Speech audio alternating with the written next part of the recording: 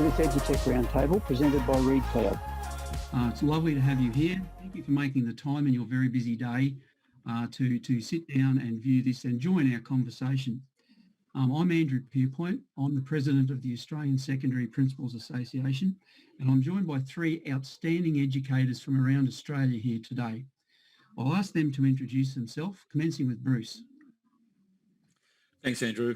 My name is Bruce Paris. I'm the Deputy Principal at Trinity Bay State High School in Cairns, and we've been on our digital pedagogy journey for probably about 5 years now, from start to finish, or start to now.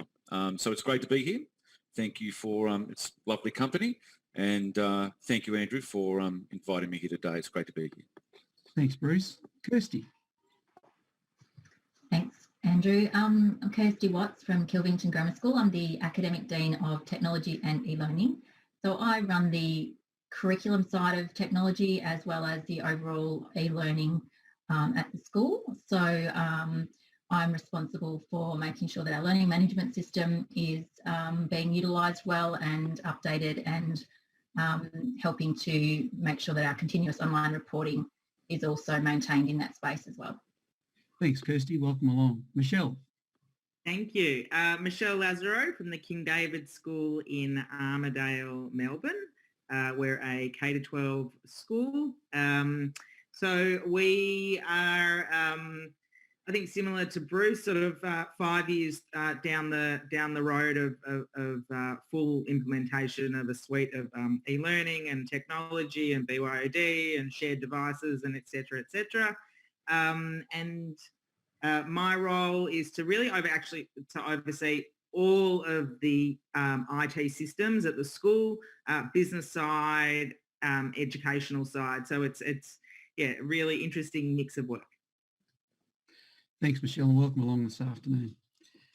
It would be completely remiss of me if I didn't mention the absolutely chaotic year that we're having in education at the moment, the up and down nature of it, the new leadership learnings that we're all learning, not just the principal of the school, but all through our school. So I thought the themed conversation that we're going to have this afternoon, that we should start off just by talking about COVID 2020 and the themed and the learnings that we've learnt. Terrible sentence, I know, but the learnings that we've learnt this year as opposed to any other year. So Kirsty, what have you learnt this year? I've learnt how adaptable our staff can be in terms of technology when they have the absolute point of need. So we turned around a professional development program that would normally have been rolled out in 2 years in a couple of weeks. And the staff just really stepped up because they needed to. They learnt what they needed to learn about delivering on a virtual platform. They made sure their devices were all working as they should. They called in, like we even held an after school or evening session where everyone was at home. The first session that everyone used their own network at home to make sure that their Teams calls were going to work. If, and that stage it was a big if, well, maybe not such a big if, but and if we had to actually start teaching from home. And that's way back in March. That's such a long time ago now.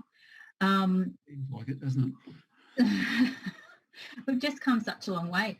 And that was just the first point. So we also had to make sure that students could get onto these platforms. So we had, and that's students from prep all the way through to year 12, and then our ELC families as well. So the unbelievable steps that everyone involved has taken is just amazing.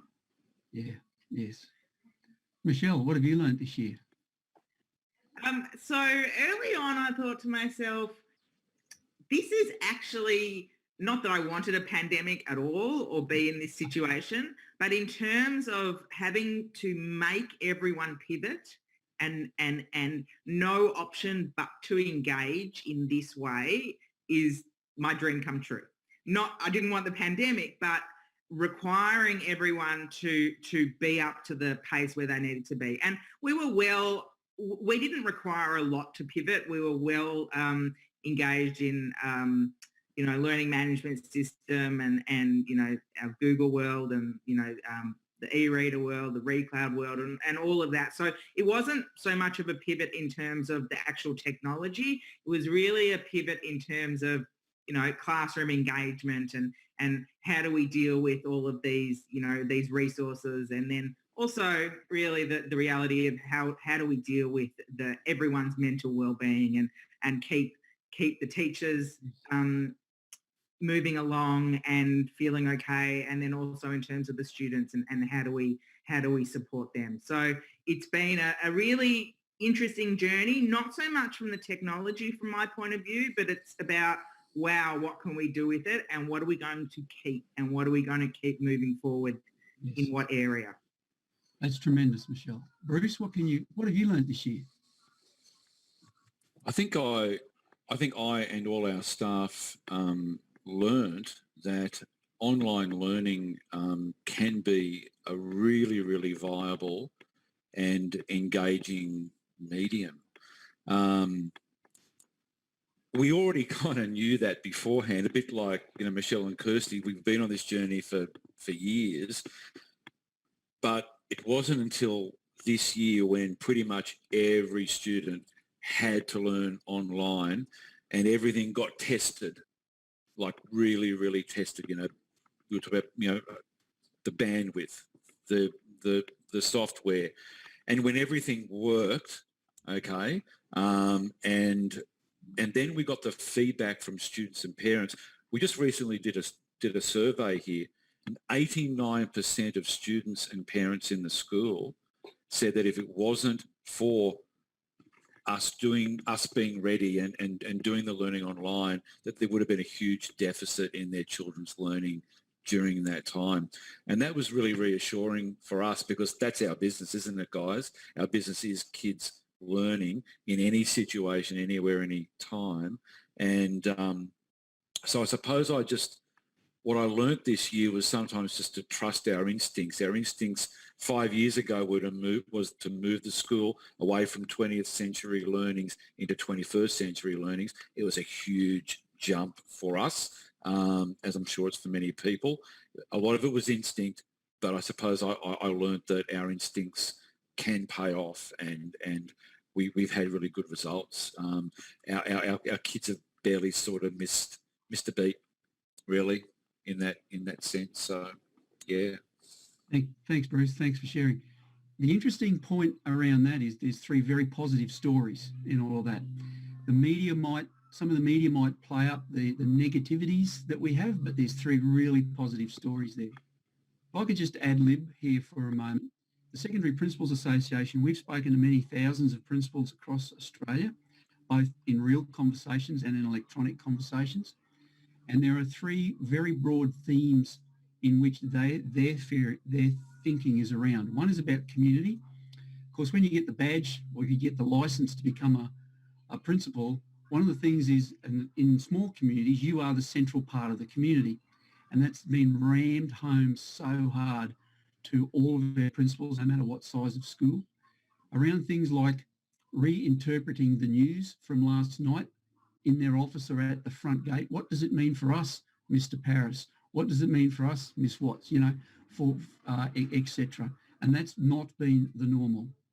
Then the other one's been about communication, that principals have learned to be very, very slick, or slicker, I might say, in their communication methods with community, with students, and with their own staff.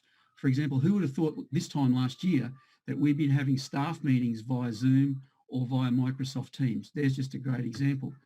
One of my deputy principal friends said he was hosting a year level meeting with 330 students on Microsoft Teams. That's just unheard of. So very good communication. The other one was about connection to staff, connection to students, and connection to families. Most principals reported they'd never made so many phone calls in their life. How are you going? Yes, but how are you really going? To parents, students, and to staff. And they're all three really positive things that we've learnt from this. every principal wanted to talk about the future though, and that was very, very important. And you, the three of you, have articulated the use of the right technologies, the appropriate technologies, not just any technology off the rack that we can use, but ones that you should use. And I think that's very important. They've talking about the rapidity of change, just how fast they've had to change. And Kirsty and Michelle, you spoke both about that, about how fast, you couldn't believe how fast you did things. 2 weeks, Kirsty, for something that under the old normal would have taken, months possibly to do.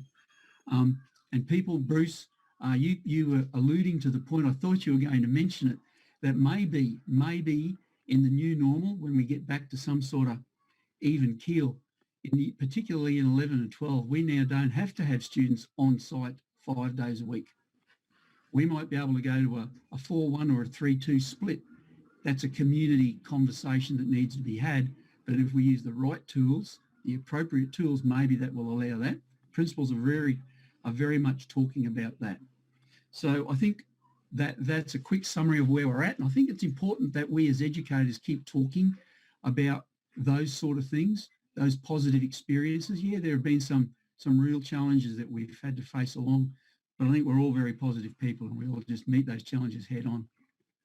Okay, let's go to our theme. And I might just throw this theme out about content aggregators and e-reading software. Over the last little while, and you might choose your answer to be the 5 years, Michelle, that you've used ReadCloud. It might be just a ReadCloud with a COVID lens. How would you respond to that theme? What would you add to that? So I think the idea of content aggregators and what kind of information we're serving up to or providing our students is a really interesting one. I was reflecting on, coming from the world of IT and, we often, we buy textbooks from the publishers, the e-textbooks, and, it's served up in a platform. So it's really easy for the students and, a whole array of tools. But I'm wondering, what is our role as educators in content curation?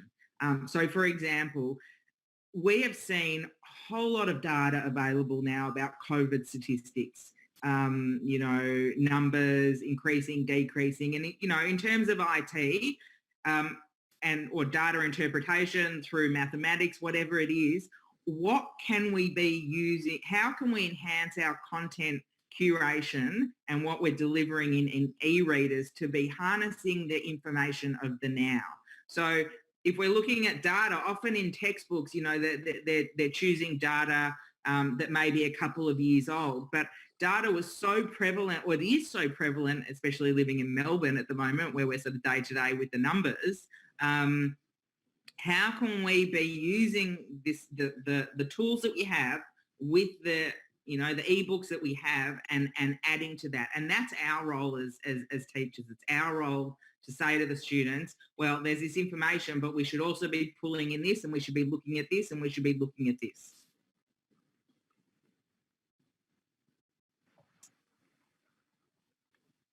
Bruce, what have you got to add there?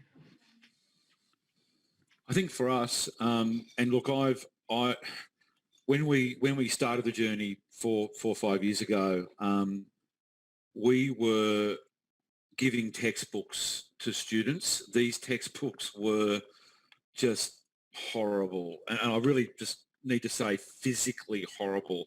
For those of you who don't know Cairns, it rains, for at least probably a quarter to a third of the year. And when it rains, it rains. So we were giving kids textbooks on day one, and by day two, the textbook had fallen apart. So we were spending hundreds of thousands of dollars every year, and I'm talking in the hundreds of thousands of dollars every year, replacing physical textbooks that were just melted and falling apart. Because when a kid's got a melted and fallen apart textbook, they don't want to learn, do they? And I think for us, this sounds really a very different answer to Michelle's, I know, but for us it was just a physical thing, being able to move, and we use ReadCloud here at Trinity Bay.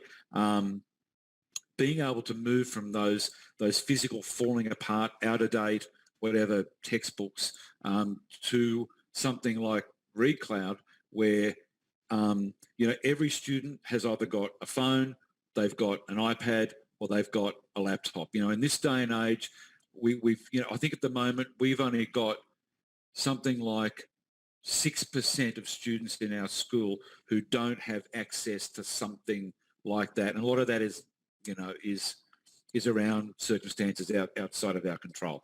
So having ReadCloud allowed every student at every time, whether they're here at school or whether they're at home, because they can download the books and everything here, they can go home and they can use them at home for their homework and read their texts and everything. To be able to do that and have everything up to date and everything there was almost like a godsend for us. And when it came to COVID, because like I know schools around me here, I won't name any of them, schools around me here who just were struggling. They were just getting these old textbooks, any old textbook out to kids at the start of COVID lockdown. But we just said, go to your content aggregator on ReadCloud, go to your content manager, teachers go to your content manager, upload some worksheets, upload this and that, and everything was there. And we literally had that out to kids, I think within about 3 or 4 days. So really, I've said this to a lot of people, having a content aggregator like ReadCloud has been a godsend to us. It kind of saved us come COVID, but it saved us for quite a few years now. It saved us a lot of money as well. So that's been our experience. That's a very interesting and different answer, Bruce. Thank you very much. Kirsty, what do you think? What are your thoughts on this area? Yeah, look, I think Michelle sort of got something there. Like, we've got these digital resources that are like, the textbooks don't actually change. Like, the publishers have got such an amazing opportunity to continually update their content. So our students have got access to that current data and utilise to this year's experience and the data that's out there, the vast amount of data that's out there, and update their textbooks on the go. Like, the students can get the latest information because they don't have to print them, they don't have to deliver them. It's just, let's create it, push a button, and it's there for our students. And teachers as well. And as teachers, that saves us time having to curate all the information and sort through so much information to find, because we've only got a certain amount of time in the day. But there's really no reason why platforms that we have at our fingertips now can't be as current as the social media sites that the kids are on and the conversations that the kids have on social media sites. Why can't they be similar in our textbooks and alongside the textbooks and create these rich conversations based on the current trends, what's happening in the life of the kids now? COVID is obviously the best example for that to reflect in their learning on the go.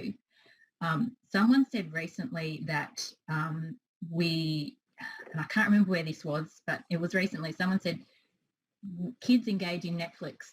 We don't have to force kids to engage in Netflix, but we sometimes have to force them to engage in their education. They're obviously doing something right that we need to harness, and these aggregators are our avenue and our delivery method to help that happen. Can I add to that? I think that's especially important because often we understand how social media works, that we're presented with information that is given to us because of a particular bias and so on. So often students or children or even us as adults are getting biased or not biased, one-sided bits of information, misinformation sometimes. So imagine in the content aggregators that we can go, we're going to present to the kids both sides of the topic, because we know if we say to the students, go and Google whatever it is, they're going to be given their results based on an algorithm and what they've been seeing. They're not given a broad range. So that is our role. And if the content aggregators can help us do that, and if publishers can help us do that, that would be amazing. Thank you, Michelle. There's one thing. There's one other thing I'd just like to raise, and in working with my friends in the Catholic system and in the independent system and in the primary system, one of the things that keeps emerging, keeps bubbling to the top in all of this, and a couple of you just touched on it just ever so slightly, are the social justice and equity issues that the COVID response and the schools response, the IT response of the schools has brought as learning, and the equity issues around that. Are there any is there any commentary you've got around that? Bruce, I'll start with you. Our school is in quite a low socioeconomic area of Australia, and there's even a lot of pain, huge amount of pain, because we rely a lot on the travel industry here. So yes, our whole strategy here has been around equity. It's probably threefold at the moment, our strategy. Probably half of our strategy to 65% of our strategy is around bring your own device. So that is parents buying devices for students, like Harvey Norman or wherever, and then the students bring them to the school. We set them up, with ReadCloud and MS Teams and everything, and then out they go with their own devices. The other part of the strategy is the school purchased earlier this year 400 laptops. Actually, sorry, that's not right, 480 laptops. And what we've been doing over the course of the year and all through COVID and now as well is we've set up a lease a device program. So we've probably got about another 20% of our students now currently leasing one of these devices from us. So they pay a little bit extra on their school fees and they lease it for a certain amount every year. We've also got about 150 of those laptops that we purchased sitting in our library, and that's called our loan scheme. So we've got bring your own device, lease a device, and loan scheme. So those students whose parents are really doing it tough and they can't lease and they can't buy a device, those students every day can go to our library, they can pick up a device, everything's on there, and they can go to OneDrive, so they've saved all their stuff on OneDrive and everything. It's log into OneDrive on their loaner laptop, and they're there in the class with the computer, and they can have that all day in the classroom. So like I said, we've got probably now sitting at 93, 94% of students every day in every class with a laptop. So I'll just make it clear again that this is not a government or a state school or a Catholic school or a primary school or an independent school challenge. It's raised in all the forums I get where I speak with my national colleagues in all the sectors around this. And I'm just interested to see how you've addressed these issues in your schools, because I think it's good fodder for conversation. Kirsty, what have you got to add to that, or anything to add to that? Look, I feel like we're actually in a quite lucky situation, because our students from year 3 up to year 12 have all got their own devices. Right. Our prep to year 2 students, we have school supplied devices, which as soon as we knew that the students were going to be staying at home, we sent the devices home with the students. Okay.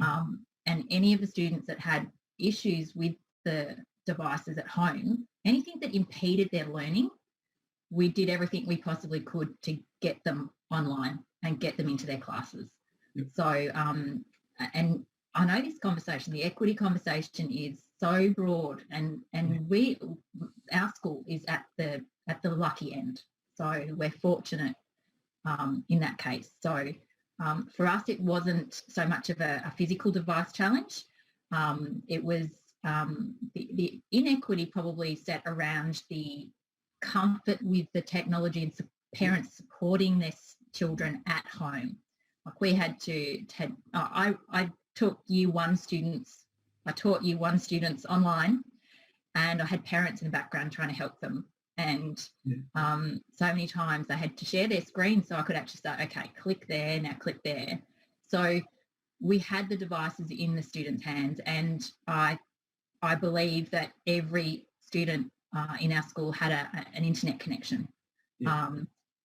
But we had to consider some of our staff didn't have internet connection. So we Yes. had to work around that as well. So it is definitely a conversation to be had across every student. And the further we move outside of COVID, I think we need to ensure that all of our students have got access to the devices that they need and the internet. There's just so much content aggregators, all the conversations we just had before. Yeah. Students need to have access to the internet Yes. in some form to continue improving their learning. Yes, I think we could talk about this matter only all afternoon. Yes. I was made aware that that you can go 1 hour outside of a capital city here in Australia and there's no internet coverage at all. So that's got massive issues for the teachers who live there, obviously around about the school, and the school's a 1,400 number school, so it's a largish high, and of course the kids and their families as well.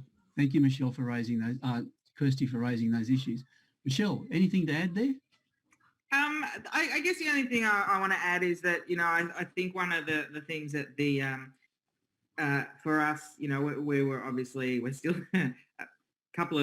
a couple of year levels are still in distance learning, but I think one of the great things that we were able to do was offer, we called it the COMP program, children of medical professionals or anybody that couldn't be cared for at home, or also as a sort of later on any child that really needed support. And we sort of in the middle of it, we had sort of a large number of children coming to school because their parents couldn't look after them because they themselves were frontline workers, or B, they needed that extra support. So I guess we were able to sort of get around that a little bit in terms of the technology because we could have some of the students on campus and supporting them. Our biggest challenge for the junior school was that kids didn't have their own device. And luckily, it just fortuitous at the start of the year, we'd actually swapped over all the shared Chromebooks for the junior school. So we had, a bank of 60 sitting there, and we probably loaned out about 30 because parents are saying, well, I need to work at home. I don't have a device for my child. And we said, well, come and get a device. We've got some to loan to you. But I do think that the idea of equity and, how we as an education system, again, we're in a privileged school, that we have that, but how we as an education system support kids in every way. And I think Kirsty's right, going forward, it has to be part of the government's plan to get technology into the hands of the students. It's not just providing what they needed now to get them, online. And I don't even know how successful that was in terms of government schools or, low socioeconomic areas, but that has to be a priority for the government. Yeah. Thank you, Michelle. That's a very broad answered question. What are the main skills or new media literacy skills students and educators have picked up this year? Michelle, we'll start with you.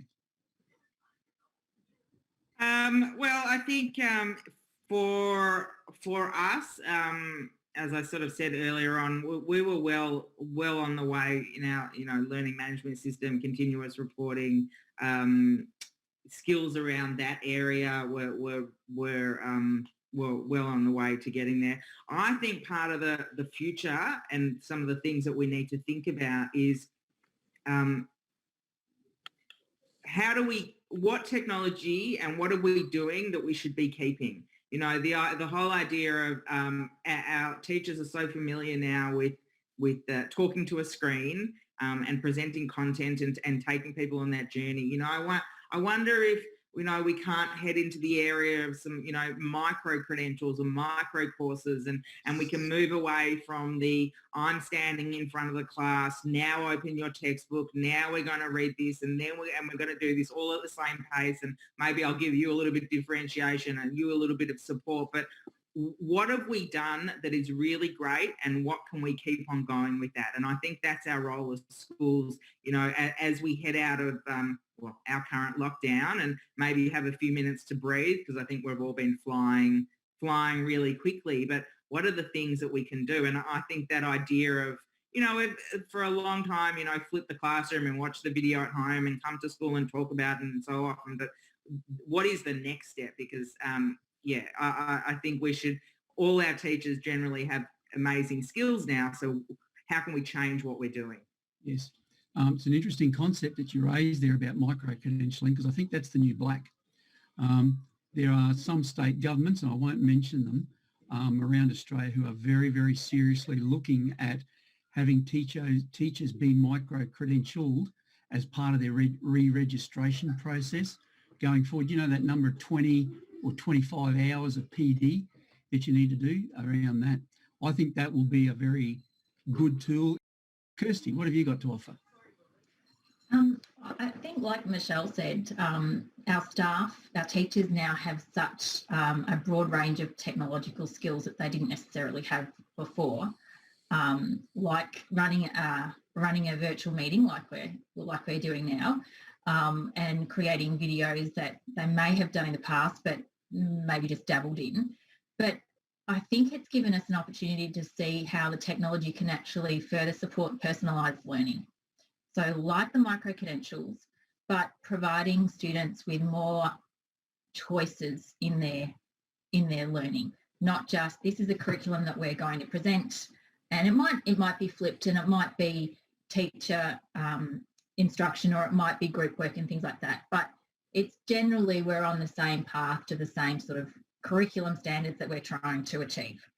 And I just wonder whether we've now got a huge set of teachers who can see past that and can see the potential that technology has provided them.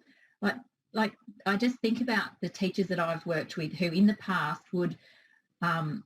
wouldn't see the benefit of creating an online test that would self-mark the multiple choice questions, and then they can mark the other questions. So they're saving time. Kids are getting a quicker turnaround, and then you've got all that data that's sitting in the background that you've collected at the same time that you can then analyse and see, well, which parts of our curriculum haven't actually been met, and what do we need to work on better in the future? So it's harnessing their new comfort level with technology to really drive those potential personalised learning, and also how can I better use the technology to lower my admin in getting the same outcomes. So I think that's where we could potentially head. Well made, points well made, Kirsty. They often talk about being at the leading edge. This COVID pandemic that we've had has caused us to be at the bleeding edge, I believe. Bruce, what have you got? I think a lot of the same things that Michelle and Kirsty have said, so I'm not going to repeat those because they were just fantastic answers, and we've had the same experience here. I think the thing for us is our teachers have gone from, you know, the world of textbooks to the world, to the world. You know, everything now is open to them, and the technology that's out there now, whether it is, you know, ReadCloud or MS Teams or a whole range of other programs, because they had some success with, you know, ReadCloud and Teams and what have you, they're now looking at lots and lots of other programs, other ways of really enhancing learning in their classrooms, which I don't think they would have possibly done, you know, before this year. One really exciting thing, I think, is what's coming in the space for a lot of our special needs students, our intensive education students. You know, things like the text-to-speech and immersive readers, and you know, all of these you know, wonderful add-ons that are in programs, you know, like ReadCloud, that these students can have their textbook and they can hear it, and we just didn't have that even 2 or 3 years ago, and it's really accessible. It's really easy, you know, to access, and I think these are going to be the next set of learnings and challenges that teachers are going to have over the next couple of years as we really start to harness the technology for those 21st century skills, and just really make sure that our kids are really grabbing those 21st century skills and learning them, Yes. through the technologies. That's a very thoughtful answer, Bruce. And we wait, of course, with the Disability Royal Commission that's on at the moment to see what the outcomes of that will be, seeing you raise the issue of disability learning. And it's a good thing. We'll just see what comes out of that. Look, I'm very aware of your time after a busy day at school. I might just roll the last two themes together, and they being about asynchronous learning and about the advanced e-reading tools. I think they go together quite well. Also, I think you've touched on all of those points in the last little while. So, Kirsty, just around the electronic table we go. Kirsty, what have you got to respond to those two themes? I think the asynchronous learning can broaden our potential offerings to our students. It's opening up the school day past that 8:30 to 3:30 mark, and not necessarily the classes. Like some schools might be happy to run classes after those times, but the co-curricular offerings that often students are competing, like which one do I want to do, which one can I do, what do I have time for? There's often there's those students that won't engage with any of those sorts of offerings. There's also students that potentially want to do more than they physically can fit into their day, or should fit into their school day, because it is a finite amount of time. So we could start offering some opportunities for students to engage in that learning that they love outside of the school. There's also so many opportunities for students who have those circumstances beyond their control. So they might be physically requiring hospitalisation for some medical reason, and they can't physically attend school. So they could potentially be checking their curriculum online that's already been provided and set up for them in that asynchronous mode. Or they could be using Teams and joining the class from their hospital or from home or any location if that's the case. So the potentials are there, but I think they need to be managed carefully.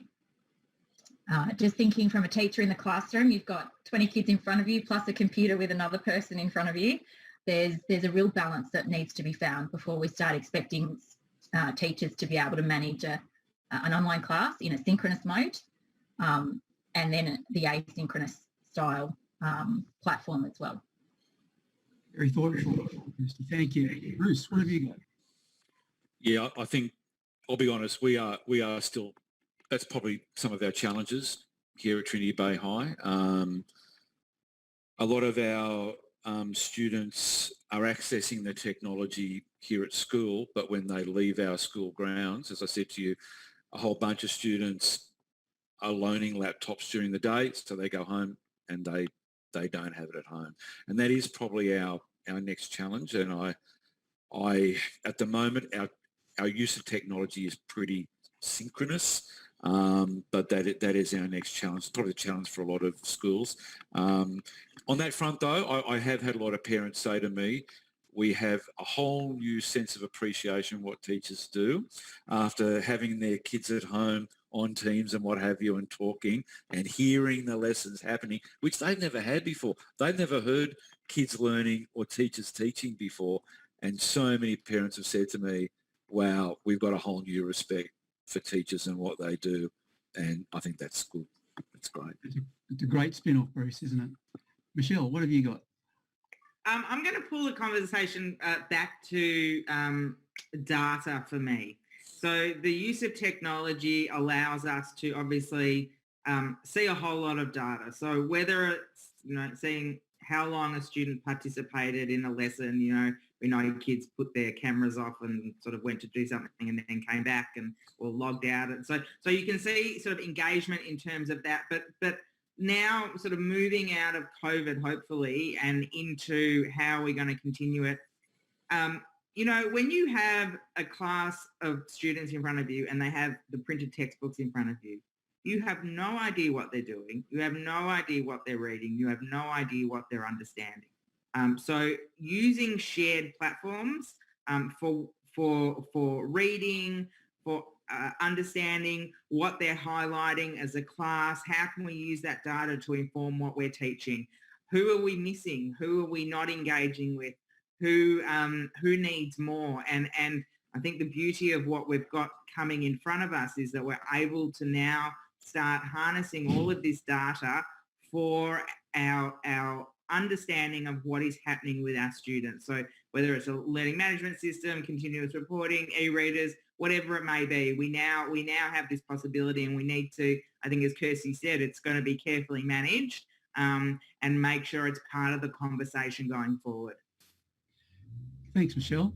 That brings us to, I'd like to sum up or get a comment from you in summary around the practices that you've learnt this year. What are the ones you're going to keep as your favourites going forward? Bruce, we'll start with you. Bit of a broad one, that one. Practices that I would keep going forward. I think definitely keep the learning of teachers going forward. At the start of this year, we actually hired a specific STEAM champion. We call her our STEAM champion, and her job is not just to run the STEAM hub. We've got a STEAM hub here, her job is not just.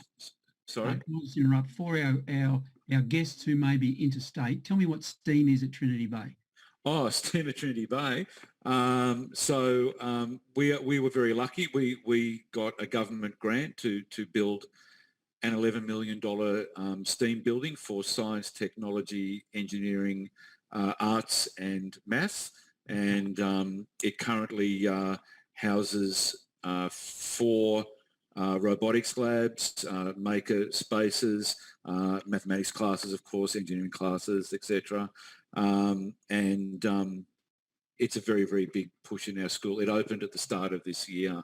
We're pretty proud of it. But we needed somebody to work in that space and to bring departments together, obviously, to work in that space, and also to train up staff in laser cutters and 3D printers and all those sorts of things, as well as, of course, digital pedagogy. So I think it was Kirsty that said COVID hit, and we had someone here just ready to go, oh, wow, we've got someone to train the staff up. So anybody who didn't know how to, well, everyone knew how to work ReadCloud. It's been around a while, but MS Teams and SharePoint and all those sorts of things. We had someone here who could just go into someone's class at a moment's notice and teach them. And so that is our STEAM hub. It was actually inspired by a visit I made to Michelle's school and a couple of other schools a few years ago. So lovely touch. Thank you, Michelle. Yeah, it's great, and it's great. Thank you. Okay, well, that's a good segue to you, Michelle. What are your thoughts about the future of positive things that you have learnt? I'm excited for the future. I think, as I said before, this is my dream come true. I think that I think teachers are now